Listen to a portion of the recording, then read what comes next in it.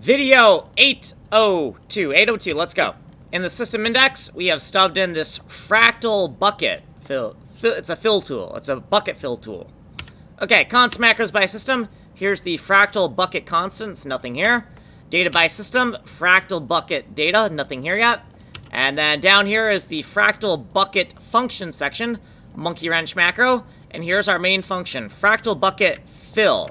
We need to know where we're clicking with our flood fill tool, our bucket tool. We need to know what the fill value is, and we need to know what to consider blocking geometry when we're flooding. Like, as we are trying to fill a cavity, where are the boundaries of that cavity? In order to know, we're going to need these things called blocking bits. So BOK is for blocking or blocking mask.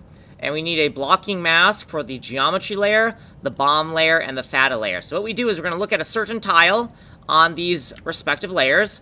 And if we do a bitwise AND with these masks, and we get a non-zero value back, that means that that tile is a piece of impeding geometry that can stop the flow of this fill color. Now, it's not really a fill color, right? It's a fill tile. And as we're filling, these are the uint32 binary tile payload bits that we want to put into the tile map when we're filling our abstract fill color.